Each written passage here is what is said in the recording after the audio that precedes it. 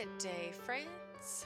Welcome to Our Power is Within podcast. I'm your host, Chaz Smith, and my mission for this podcast is to inspire you to take your power back and to realize that you are the healer that you've been looking for all along. It is possible for us to heal in mind, body, and soul. So, let's start this week out with a challenge. And let's go back to one of our classic neuroplasticity challenges. It's an oldie but a goodie. Every time you leave your house, whether it is in your car to go to work or drive to your grocery store or even on foot taking your dog for a walk, could you take a different route or path? Try a change of scenery and get yourself out of autopilot. Because going a different way than you are used to requires you to focus more on the process and make decisions that normally you might not consciously make when you take the same habitual route day in and day out. So this week, change it up, have fun, find something in your surroundings new to notice, and just play around with it. See how many new routes or paths could you take this week. Our guest today is Andi Lockemears. Andi has joined me in a wonderful and informative discussion today, helping us to understand some of the more common mental disorders through the lens of GNM, GHK, German New Medicine, Germanic healing knowledge. Andi is dedicated to helping others awaken to the truth about their health. She spent her entire career educating people about holistic healing methods, and she has been a GNM GHK teacher and consultant since 2009 and has spent the last 3 years on a GNM GHK international team. She has been instrumental at expanding the gifts that Dr. Hammer discovered into the English-speaking international community. She collaborates with colleagues around the world, including overseeing the editing of Dr. Hammer's original workshops into English.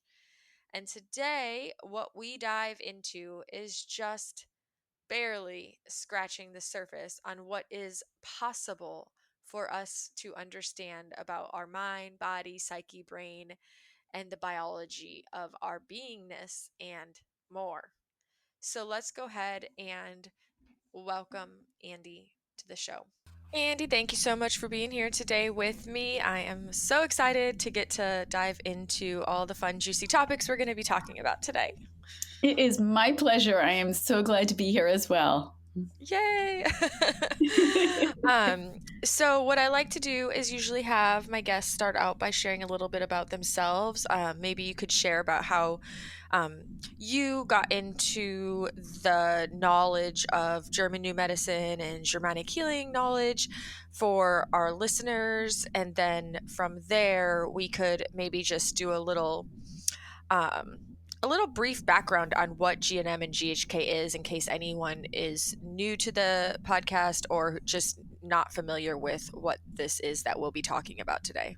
Absolutely. Yes. That's important to do because otherwise this is like, speaking Greek in an English world. So yeah, so a little bit about myself. I'm a traditional naturopath. I've been interested in health and nutrition and holistic things since the mid 70s. So I've been immersed in this world for a long time. And then around 2001, started to do a lot more professionally with it, getting lots of trainings in the traditional naturopath and certification and things like that. In 2006, I opened up a wellness center in Maine, which is where I was living at the time. And that turned out to be very successful from day one, much to my amazement. And that was great. And then in around 2007, 2008, I started hearing about this thing called German New Medicine. And I'd never heard of that. And I'd been in this field for, over 20 years at this point. So I'm like, what the heck is that? So I was so busy with my wellness center. I didn't feel like I could go and get trained in anything. So I just bought the book, thinking, well, I'll just read the book. If I think it's good, I'll just, share the information with people. Well, I got the book, and while it's in English, it made absolutely no sense. And it was like this mystery. So I shelved it for a while. For a year, I would take it out every few months, thinking, okay, I'm smart. I've got a master's degree. I can figure this out. And I couldn't. So I'm like, okay, intuitively, I was hearing that I absolutely needed to learn this. I made time in my schedule, went up to Canada, which was not a far piece for me since I was right there in Maine. And I got trained. And in the first 30 minutes of the first conference, the first day of the workshop, I totally understood how to read the book. So it was like this key in the lock, and this unlocked a whole new world to me that to say it changed my life is a super understatement. It changed everything about everything for me. I got home on a Monday night. On Tuesday morning, barely understanding this, I pulled it out and started working with it with my first client. And that's how I learned, was working with people. I got a lot more additional training, went around the world several times to different conferences, advanced conferences and things, and started to really hone in on this. In 2012, I sold my wellness center, moved down to the North Carolina area, and took my business online. I was on an international team for 3 years. When I got off of that, I decided my passion really truly is to teach. I'd been doing consultations virtually since 2012, which was great. So that when 2020 hit, I had been doing this for many years, and that was nothing new for me. So, but I started teaching, developed my online courses that have now expanded. And now I'm teaching many online courses for all people, all walks of life, all health diagnoses, you name it, we've got something for you. So that's a little bit about me. Does that suffice? Does that give you enough flavor of who I am, do you think, Chad Smith? Yes, yes. And you said it changed everything about everything, and it like really, so it really just clicked for you. Like it just really made sense for you with your You know, it background and it did, right, because I'd already been working with people for a number of years, and I'm a fairly intuitive person. I meditate, all of this stuff, in touch with my higher self, my body, the cells in my body, all of that. And yet there's still gaps in the knowledge. And I'd had a lot of holistic training. I was trained in herbal medicine, homeopathy, all kinds of nutrition, essential oils, energy work, all of this. I had done all of this with people for years, and there were still gaps in my knowledge.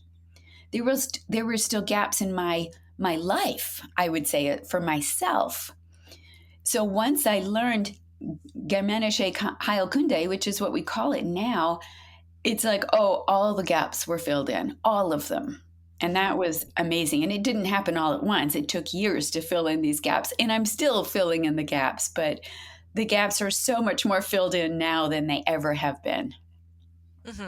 and your experience too, having well, 8+ years now working with clients through this body of knowledge. Does it just always make sense? Like the more you work with people, does it always make sense what's going on with them in their body? Absolutely. And know that I've started working with this clinically in 2009. So I've been doing this for 13 years, working with people, consulting with people. And it was my clients who verified this for me. I would see their symptom. They'd come into my center. We would do a session. I would see their symptoms. I would determine what they were from a GNM, GHK perspective.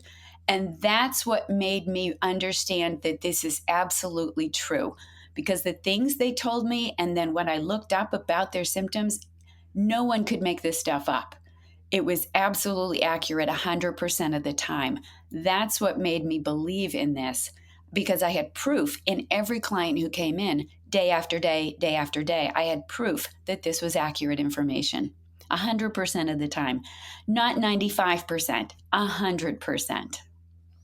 Right. And you definitely probably at this point, you probably didn't get 100% like accuracy when you were just using homeopathy or herbs and things like that. Though they all are beneficial and they can absolutely support healing phases, it probably didn't answer all the questions 100% of the time. Absolutely. So, in other words, trying one homeopathic remedy or herbal formula or diet for one person and they had good results, and then for somebody else, very similar with similar symptoms, and it didn't work at all. It's like, oh my gosh, I think I'm going crazy here. It worked for this person. Why isn't it working for this person with the exact same symptom? So that's where the gaps come in, and anyone who works with people in the holistic field will tell you that there are gaps in every modality. Yes. Yes. And as we know, German medicine, Germanic healing knowledge is not a modality. It's knowledge. It's an understanding of the language of the body. And then you can use and utilize various tools to help support the healing. Exactly. And that's one of the most important things for people to understand. This is not something you do like a modality like acupuncture, herbs, nutrition. It's not that. It is a new definition and a new understanding of biology, physiology, pathology, psychiatry, psychology, and behavioral issues. All of it. In Wow. other words, the human experience. Wow, I didn't know it was all those things, but then that kind of makes sense because, well, like for example, today we're going to be talking about mental disorders, and in the past on the podcast, I've had several other um, practitioners come on and talk about the GHKG GNM perspective of like a lot of chronic illness that shows up in the body, but this will be the first time that we actually talk about mental disorders, which is really fascinating. Right, exactly. Well, let me give you a little thumbnail for the folks who are like, what the heck are they talking about? And what we're talking about is the work and the discoveries of one physician, Dr. Reiki Gerd Hammer. He lived in Germany and many, years ago. And in the late 70s, his son, well, he received a phone call that his teenage son had been accidentally shot while on vacation. So he and his wife were both physicians. They rushed to their son's side. Oh, this was in August of 78. In December, his son died in his arms. You can imagine how devastating this is for a father, a couple, and also for physicians who couldn't save their son. A short time after that, Dr. Hammer was diagnosed with testicular cancer. Now, this is a very strong, robust man. He was very tall, very robust. He'd never been sick. And suddenly he had this huge diagnosis. And he started thinking just intuitively, gosh, there's got to be a correlation. I just had this huge trauma, and now I have this diagnosis. There's got to be a relationship. So he had surgery, he got through that, and once he was fine again, he started researching. He thought the brain held a key. He needed to look at the brain in a way no one else had. So he took CT scans. That was the new toy of the time, and he was working at the University of Munich at the time in working with cancer folks. He took CT scans of everyone, and he realized they all had a targeted ring formation in their brains in different areas. So he started talking to them. What's gone on in your life? He realized everyone who had been diagnosed with testicular cancer had experienced a profound loss. They had lost someone close to them. All of them, not just half of them, all of them. And of course, he had too. So he's starting to see this correlation, and he starts gathering this information, and he realized that people who had the circle in the same area in the brain had experienced the same sort of trauma or distress prior to their diagnosis, and they all had the same diagnosis. And again, there were no exceptions. It was 100% of the time. So he went on to then map out the entire brain. He discovered what the conflict shock is, what he called it, what the biological conflict shock was for every single dis-ease that we have. That was amazing information. Once he finished mapping out the brain and figuring all of that out, he turned his attention to what you and I would call mental health, because he had worked in the mental health field prior and he understood its limitations. And he said, I'm going to see if there's any truth to this in the mental health field. So he looked at CT scans of people with certain mental health diagnoses, and he realized that they run the same pattern that our biological programs do. So every disease is a biological program that is in you, that has started, that has adapted your tissues so to most optimize your chances of survival. Well, the same is true for what we'd call mental illness. It's just a little bit more complex than that for mental illness. Do you want me to continue with that at this point? Yeah, yeah. This is so good. I'm so interested. I'm so excited to learn all about the mental health side of things. Awesome. Okay. So what you have to understand is that for, let's go back to a physical ailment. Let's say someone has, what's a common one? Let's say an upset stomach. All right. And so what we know is that there is a conflict shock that occurs. There is something that's distressing in their life. So let's say we've got a 10-year-old child and they get yelled at in school and then picked on the recess, and they're really upset. Pretty soon they have a tummy ache, right? And so once they get home and they're away from it, let's say it's the weekend, it all resolves. Now they go into the healing phase.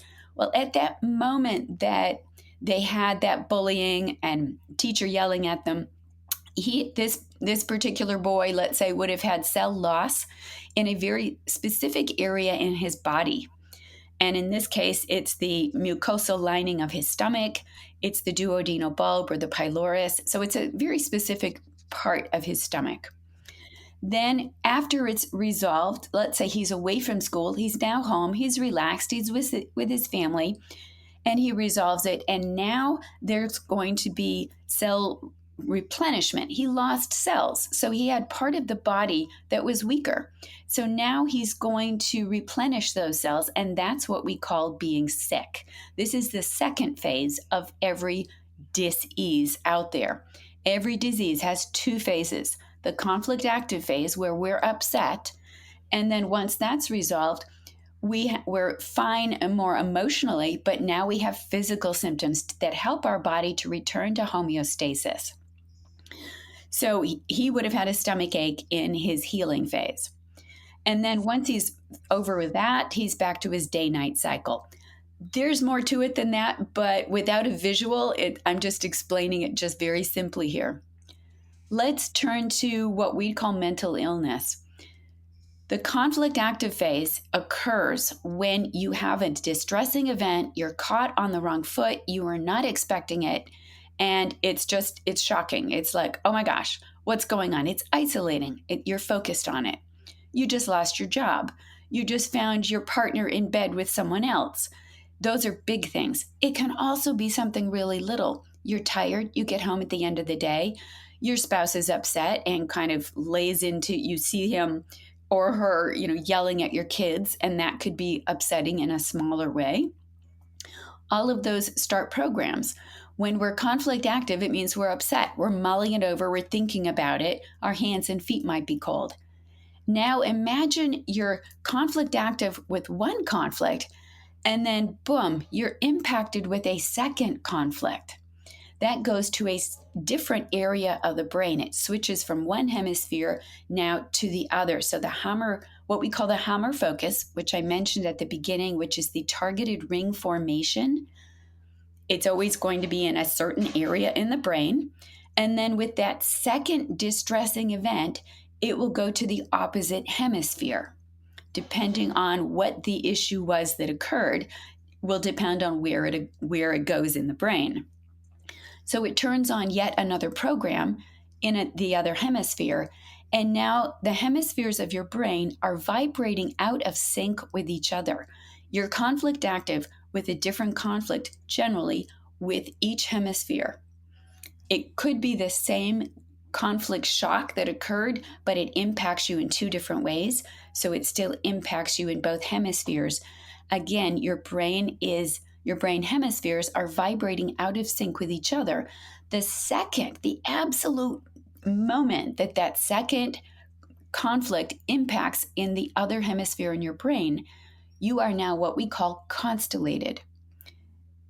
You've turned on both hemispheres, and now there's an immediate behavioral change.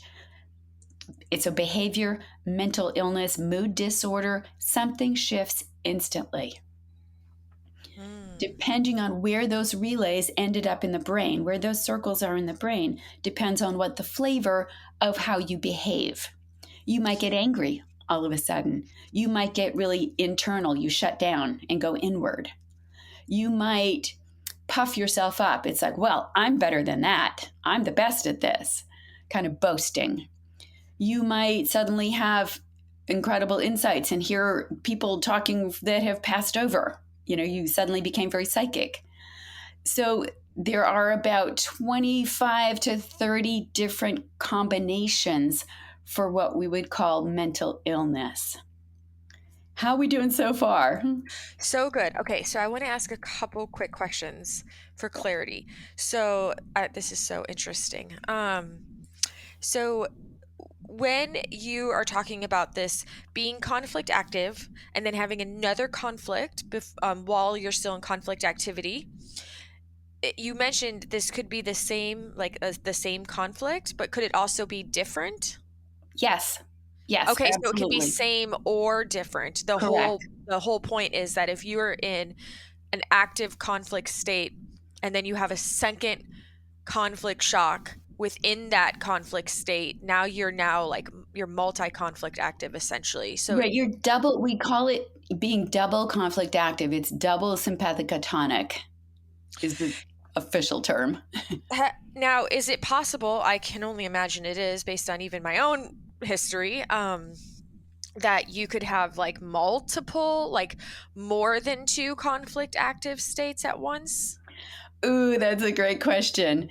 And the answer is yes. And that gets us to the bigger picture of what Dr. Hammer discovered, especially when you understand constellations and now you look at different societies around the world.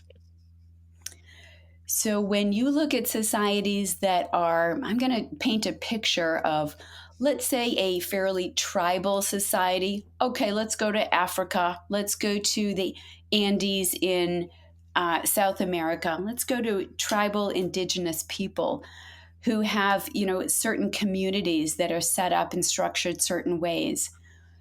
They do not have the conflict shocks that our society, such as here in America and in Europe, that we have, because they have a very different social unit, and what impacts them is very different than what impacts us. In other words, what impacts us is a lot more than what impacts them. So now we have a society that is highly constellated Hmm. because of the issues of the past 100 years that have happened in, I'm going to say our country in America because that's where I live, although I see it in the quote developed world all around us. The developed world is the constellated world in my mind. So now we're running all kinds of programs, so many more than what our ancestors did even one or two generations ago. And we're seeing huge divisions right now. We're seeing wars, we're seeing bombings, we're seeing guns being used on children. We're seeing all kinds of things that just have never happened in society at this magnitude. And that's because we're seeing a constellated society. And because of that, we have our children growing up in that. And generally by age 5, they have multiple constellations. That makes sense. I Yeah. mean, you can have, well, is it now, okay. I know that sometimes you have say a trauma, big or small, but however you perceive it, you can actually have multiple conflicts develop at once from one situation. So, is this going to have the same impact that we're talking about right now, as if you are just running a program and then another situation shocks you? Does that Right, make right. sense? I think so. So, yes. So, if we're talking physical symptoms, you could have one really devastating incident that starts, 10, 15 programs in your body, which Hmm. will then become 10 to 15, diseases, if you will. And also that constellates you? And that may or may not, it all depends on the combination. This is a very Oh, set number of combinations. okay. So 25 to 30 is that's what you're referring to when you said what's been discovered is there's 25 to 30 specific combinations that Yes, make up the various mental disorders. correct. Okay, so then is that combo for anxiety the powerless and frontal fear? Yes, the frontal lobe constellation is an impact in the frontal lobe, which is right behind your forehead. And it involves the thyroid duct and the pharyngeal duct relays. Those are the circles in the brain. And it's involving frontal fear, which is fearing something ahead. So you're obsessed with, oh my gosh, is this going to happen? Am I going to be late for this meeting? Or is there going to be a nuclear bomb dropped tomorrow? It can be any multitude of things, and a feeling of powerless. There's nothing I can do. So it's stressful, right? It's stressful. Mhm. But that's what we would call anxiety. And how many people have that on the planet right now? Right, that's what I was thinking cuz I hear a lot of like you always get like the like devil's advocate questions, which is fair, but you'll get like, "Oh, well, we have more issues today," we're saying, but why did people die so young from dis-ease in the past? And like when I hear you talking right now, I just keep thinking, yeah, but we have a an all-time high record of mental disorder in our country. Like people just riddled with anxiety and um OCD behaviors and all this other stuff like and so that this all makes so much sense because our lives are so much more stressful and impacted and affected nowadays. Right, exactly. We live in a very fast paced society. Right. Hmm. If you talk with your grandparents, people who grew up in the early 1900s or so, depending on how old you are, then it was a very different life. I mean, I grew up in the 60s. We I remember getting color TV. So, I remember, oh my gosh, the invention of the being able to record a TV show. We had 4 TV channels growing up. That is a very different world. That was not that long ago, very different from how our kids now are being raised. And I'm not saying one is bad or wrong. I'm just saying it's different and it impacts us differently. Hmm. We haven't quite caught up on a biological level to our world that we live in. Right. Yeah, that makes so much sense. So, can we talk about some of the major main mental disorders that we see prominent in society, in our culture, in our country, and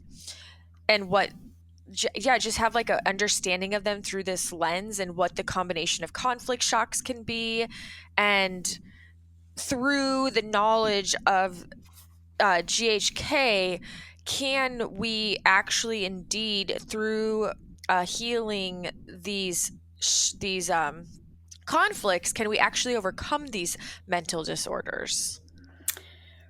Okay, those are great questions. Yeah, let's look at some of the more common ones. We talked about anxiety, that's incredibly common right now. Hmm. And what are some other ones? I would say depression is a big one as well. And Hmm. depression is actually not a constellation, but we categorize it in this because it is a mental change. It's actually a single conflict shock that impacts in a very specific area in the brain on the right hand side of the brain in the temporal lobe. So if anyone has a relay that's activated there, they will instantly be depressed. Now, when I use the word depressed, and any word that I use after this that you think, oh, I know what that is, you're thinking of the allopathic definition. I am not. So mine is a GHK definition, and while the terminology can be the same or similar, it's different definitions.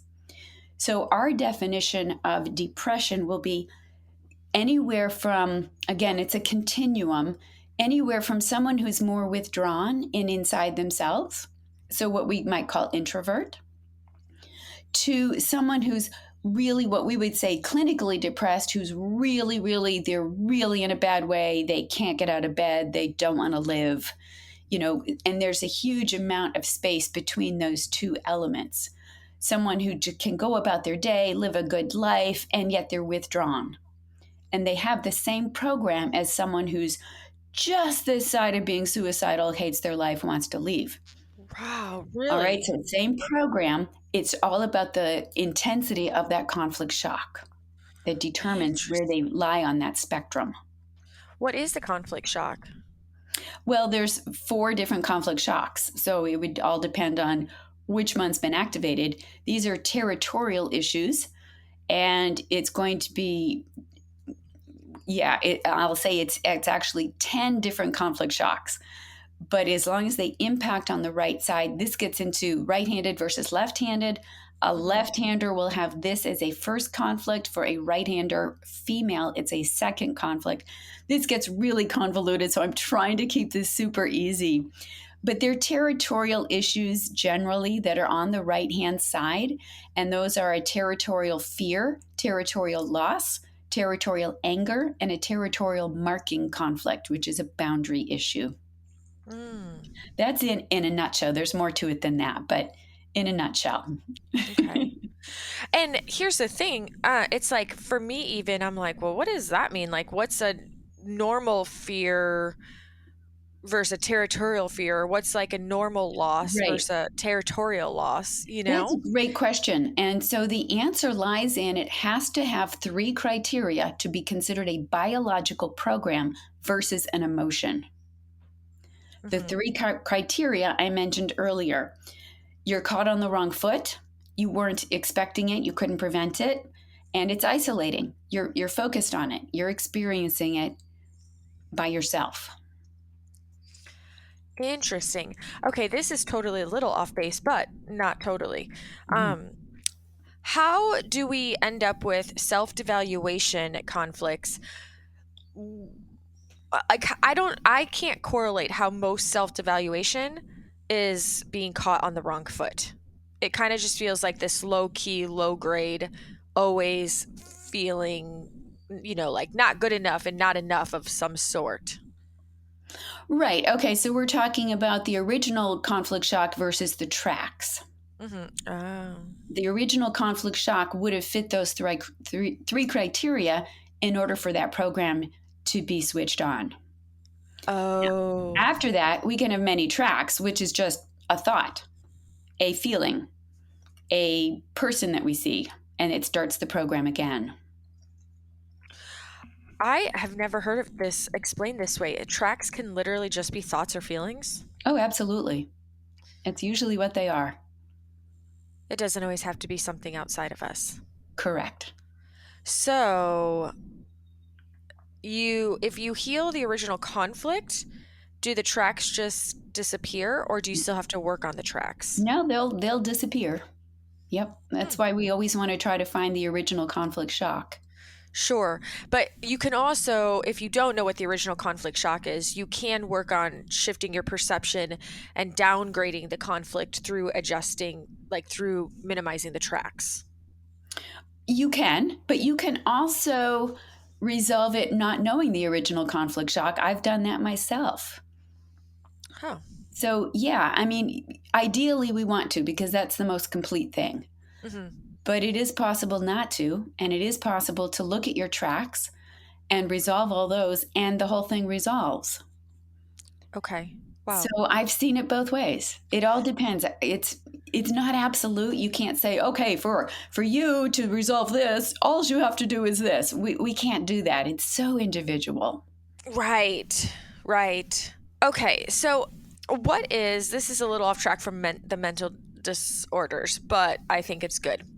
What is the difference between a territorial loss versus conflict versus which leads to depression or could lead to depression versus at the very beginning when you talked about a profound loss that led to testicular cancer?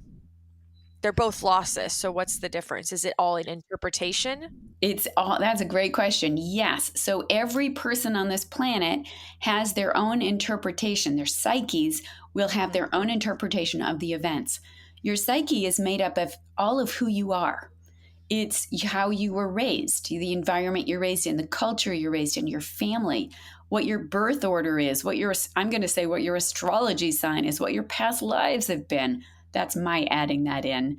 But it's you as an individual. And there's 8 billion people on this planet, and we could all experience this, a similar event and have 8 billion interpretations of it and 8 billion different, there aren't 8 billion programs, but, you know, we could all have a different physical manifestation of a disease or a mental illness because of our individuality.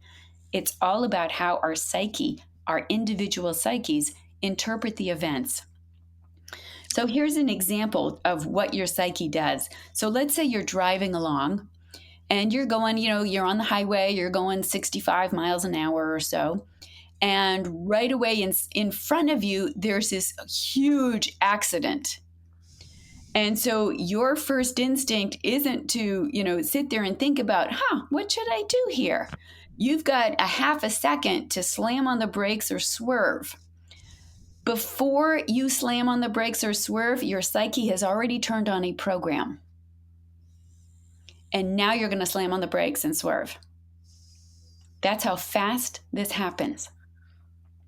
Your psyche's already interpreted this event, figured out what it means for you, and it's turned on the program that you need in that moment to help you survive.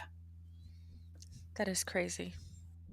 Yeah, it is. It's totally crazy. But it's also awesome because this is how our bodies are taking care of us. Right. Yeah, absolutely. It's crazy, but it's amazing. Yeah, exactly. Like, Yes. I mean, the more I learn about this, the more I'm just completely blown away at how incredibly genius our bodies and brains actually are. Right. Absolutely. Yeah. Much more than we ever thought. Right. Yeah. So, okay. So, kind of getting back into this the mental disorder topic here. So, we have anxiety, and we know that's from two different combinations, or a combination of two different conflicts. And we kind of went into that. And Yep. then you're talking about depression, which is not necessarily a constellation, but a mental change.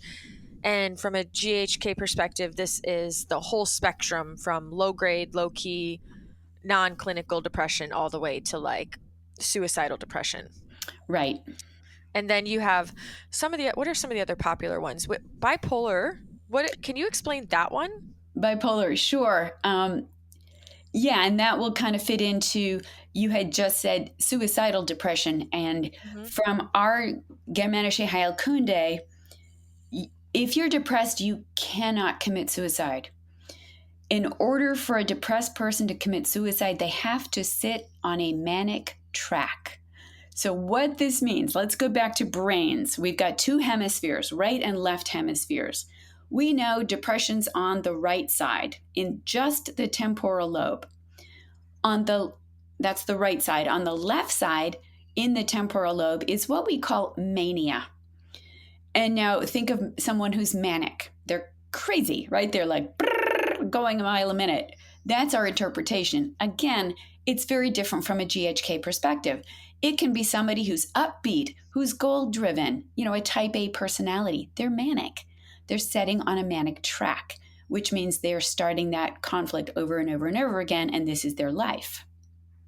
So, in order for a depressed person to have the energy to get that rope and go up to that tower and hang themselves, they have to switch to the manic side because that gives them the energy to now actually kill themselves. Which is why medications, you see suicides after people are on medications. It takes them out of depression, puts them into mania. Now they have the energy to kill themselves. That's what medication can do. So they're running essentially both tracks. They're switching from one hemisphere to the other. It's active. We all have circles in both hemispheres, right and left. We all, by age 5, we've experienced so many conflict shocks. And I'm talking in those territorial areas, which are the temporal lobe. There's 5 on each side. By age 5, we've probably ignited most of them. Depending on which one is accentuated, it shows us we're either going to be goal oriented, driven, and happy, or inward, down, slower, inward, more depressed. That's what bipolar is switching back and forth between the left and the right hemispheres all the time, every minute. That's bipolar. Wow. And can we resolve this? Well, for the territorial ones that we've had for all of our lives, no, we do not want to resolve them. However, you can learn about them and you can make them pretty much go away so that they don't influence your life. And that's about understanding, really learning germanische Heilkunde on a very deep level, understanding what your particular constellations are and the combinations that we have.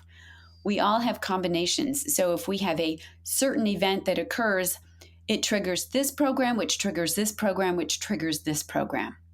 So now we've got 3 constellations running, plus a couple biological programs. That's super common.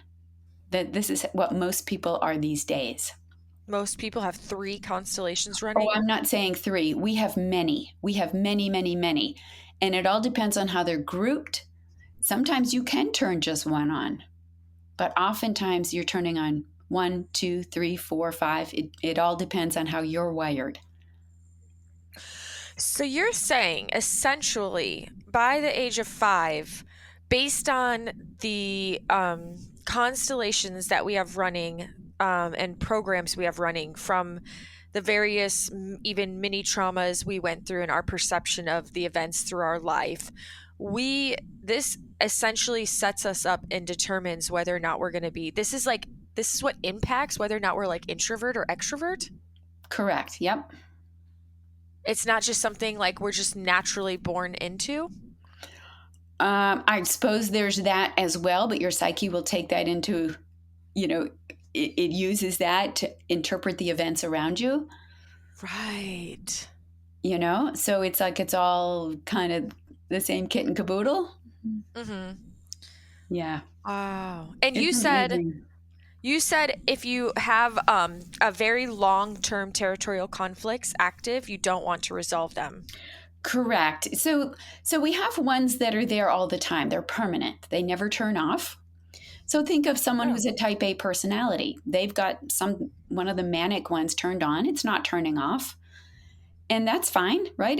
There's nothing wrong with that. They don't want to turn it off if they've had it on for a long time because it might not be a good healing phase for them, or it may not be. Yeah, I mean, it's territorial, so it doesn't run on a physical level. But if you turn one program off, then it will run on a physical level on the other hemisphere because now you've unconstellated, and that can have fatal implications. So, yeah, we don't think about resolving these. We think about learning what they are, learn what your tracks and triggers are, and then changing your relationship to those, seeing them in a different light, see them in a new perspective. So instead of thinking, oh, my husband hates me because he's yelling, it's a matter of, hey, honey, this doesn't work for me when you use this tone of voice, and then realizing, okay, I'm going to interpret this differently. He's really looking out for our safety, and he's scared, which is why he's raised his voice. Looking at it from a different perspective. I am just making this up. It's going to be different for everyone. Right. But generally, right, you don't resolve those. They're not really resolvable, and that's okay. You want to just understand what they are and what your tracks are, right? What's the trigger that starts this program? And then just make peace with that. So can somebody who's type A, can they decide to not be so type A by through conscious choice? Well, I would think they could. Mm-hmm. But now do they go into that like a type A personality? Now I'm going to do it this way. Right. So when you're like fighting against this, it's almost like you're working really hard and you're swimming upstream rather than learning how to embrace what's your natural default mode. That's a great way of putting it. This is our biology. We don't want to fight our biology. That's what we're doing all the time right now as a society. We're fighting our biology. We Mm-hmm. don't want to fight our biology. We want to embrace it, understand it, and live according to it.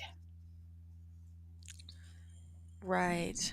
I want to point out something else is that we also have non territorial conflicts, non territorial constellations. So look at dementia, right? Dementia is brainstem. It's the brainstem constellation. There's two different ones depending on what the person is displaying as far as symptoms. One's more disorientation, so they're like out of time, out of space.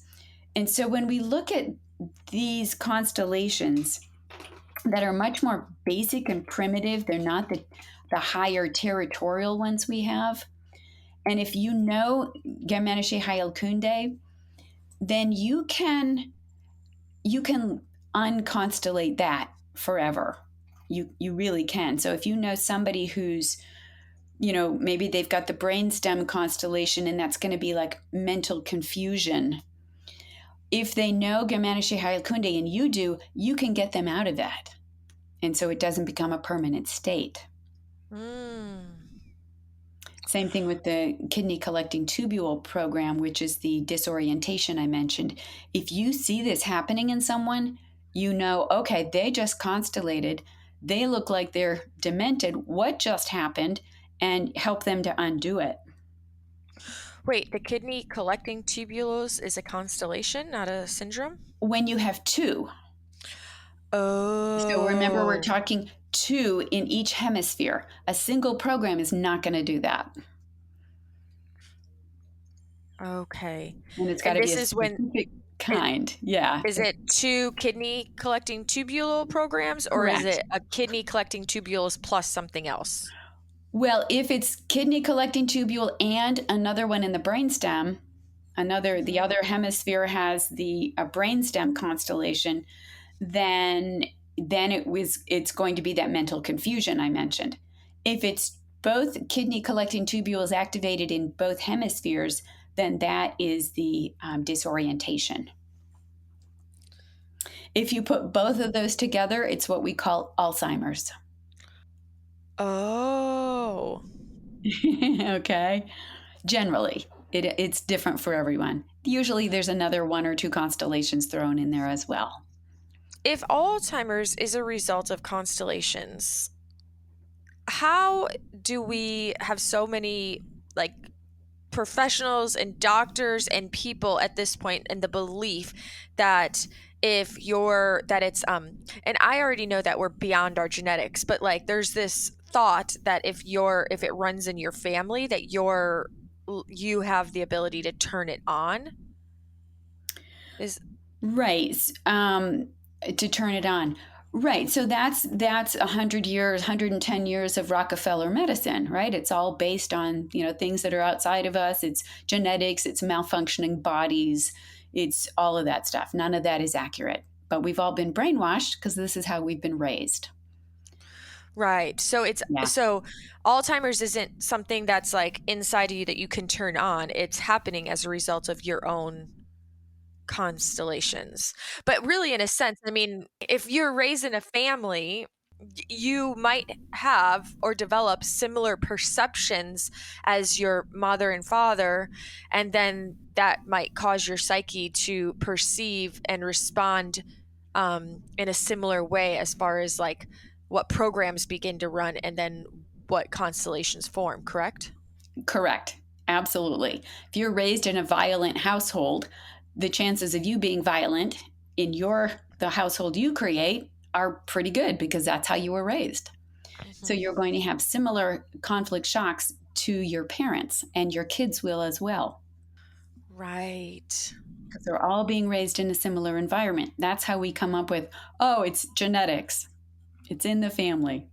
Same thing with high cholesterol, high blood pressure, heart disease. It's all, you're raised around that environment that kind of is an environment where those conflict shocks are more apt to occur. Doesn't mean they will, but they're more apt to. Right. Because of our And, perception. right. And same thing with Alzheimer's. Yep. What is, I'm trying to think of another mental disorder that's kind of one that's always been like from a regular medical perspective hard to understand. What would it Do you want be? to do autism? Yes. How's that one? It's a good one. Okay. So, again, get back to that. Everything, all the terminology I use has a different definition when we look at it from a Germanic Heilkunde perspective. So, I'm not saying the clinical term that you and I know as autistic. We're going to jump outside that a bit and we're going to broaden that to understand what it is. What is it from a biological perspective? And a lot of people have this. I would say the majority of people have this. It is the combination of two conflict shocks, one in each hemisphere. We already know that it has to be in each hemisphere for it to be a constellation. In this case, it is in the territorial area. On the left hand side, it's the laryngeal mucosa, which is a scare fright conflict. On the right hand side, it is a territorial anger conflict. That's the stomach, the stomach ache I mentioned earlier.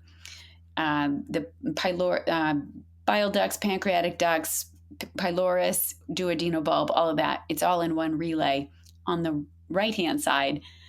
And that is a territorial anger. So a combination of I'm afraid and I'm angry. That sets you up for a constellation as long as it fits those three criteria that we talked about earlier. And then your quote in the autistic constellation.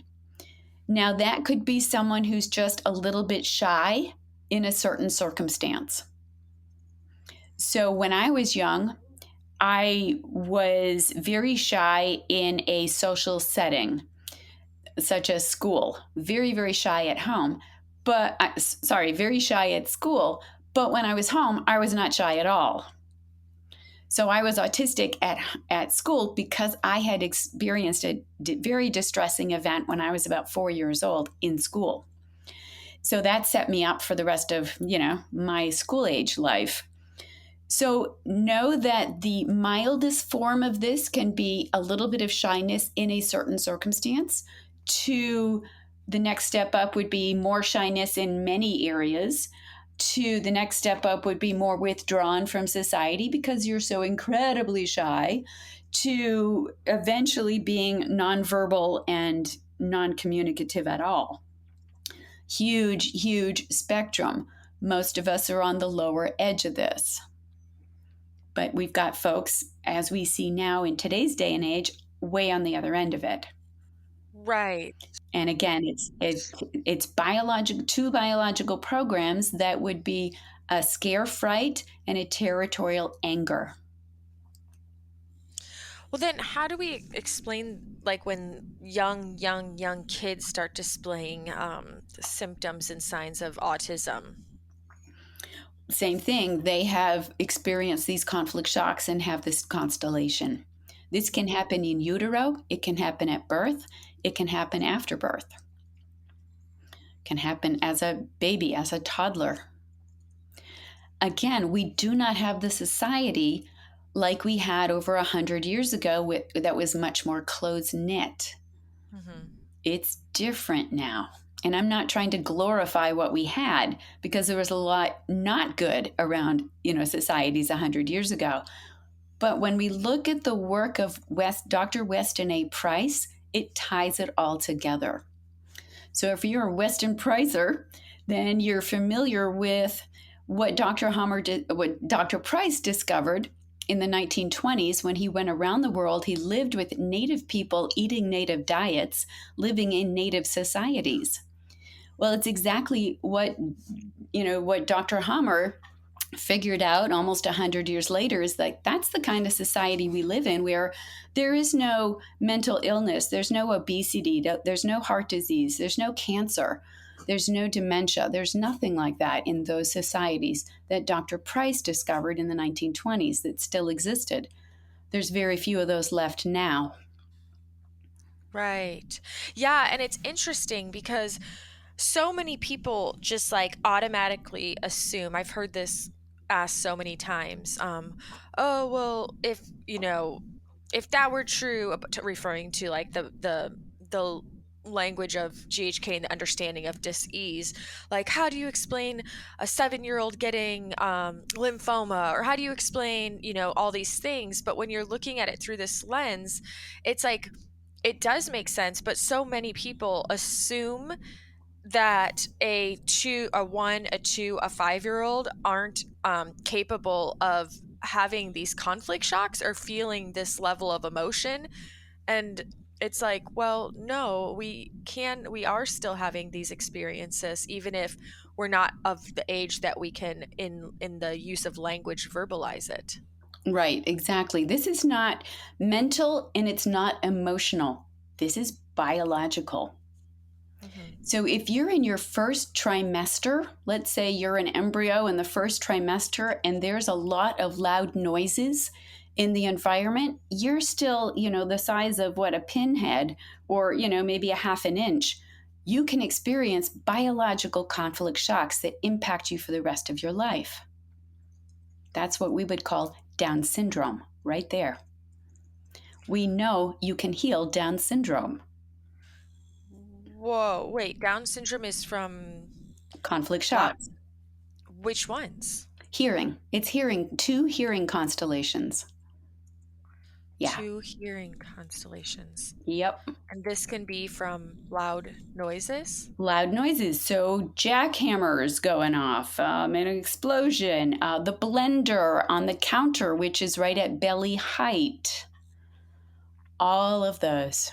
Yeah. Interesting. But now, how do you explain so many things? Like, how do you explain then this idea, or more new age concept, that like Down syndrome and autism and all of this is coming, like if you have say you have a healthy baby, the baby presents no symptoms, and like a lot of people now are associating something like vaccine schedules with Down syndrome or autism. Like, how do you correlate that? Right. So I am not discounting any of that. There can Uh-huh. absolutely be conflict shocks that are experienced at the moment of an injection. And so you have to look at that. And you Mm-hmm. also have to look at what's being injected into them, because if it's nerve agents that cross the blood-brain barrier, then they'll be compromised. Right. So you have to look at the bigger picture. There's not one size fits all here. You have to look at what has that child experienced. Right. And then you have to, you pull all the pieces apart and then you can find, okay, this is what really happened. And it might be the vaccine. It might be the experience they had with the vaccine. It might have been something that was 6 months before. It's going to be different for everyone. Right. Right. And maybe even just like you said, there could be some other program running, and then you have a conflict shock from the experience of it. And then Correct. now you have two conflict shocks possibly running on both hemispheres, creating a constellation. Correct. Yep. It's so complex. It Okay. is. It is. I know I'm kind of feeling it sometimes. And I know people who are listening could be feeling this, like this idea, okay, this is way too complicated. How am I ever going to heal? Like, how am I could have been born with this. This happened in my first trimester. Like, I'm doomed, like, this is like, where's the light? Yeah. Okay. So let's go there, because whether it's actually fairly easy and simple, but I will say it's most important to learn Germanische Heilkunde and to learn it well. And you're probably thinking, I don't have time to learn it. You do. You really, truly do, especially if your health depends on it and if your mental outlook for the rest of your life depends on it. It's really important to learn it well. Take Take a few weeks, take a few hours, learn it. I have a basic course called Beyond Holistic Medicine where it's less than 4 hours long, but I do a weekly teleconference. So if you can watch the videos, get on the teleconference in 4 weeks, you're going to have what you need to move forward. And if you need more, you've got the course for the rest of your life, and you can be on the teleconferences for the rest of your life. So it's easy. It's easier than you think. And we approach every single conflict shock the same way. So it's not like you have to learn different techniques or modalities or anything. No, not at all. Whether it's a 6-month-old baby, you're going to do the same thing with a 6-month-old baby as what you're going to do with a 50-year-old man. It's all the same thing. You just have to learn the basics first. What would you do with the 6-month-old baby? It depends on the program running. So let's say a 6-month-old baby is suddenly paralyzed, can't use his legs. This is a real life example of a child who got stuck in a crib. This is kind of the older cribs where you could get stuck. And the baby was paralyzed, couldn't move his legs anymore. So the parents knew Germanische Heilkunde, and they were able to show the baby that yes, you can indeed move your legs, put him in the crib, moved his legs around where they were stuck, helped him get unstuck. So in his psyche, you're reaching his psyche. You're not looking at it from his mind or emotions. You're reaching his psyche, that inner part of himself. You're connecting that you're stuck. Oh, now you're unstuck. And so this child was fine. This baby could crawl, learned to crawl and was right on schedule. Got functioning back within hours of his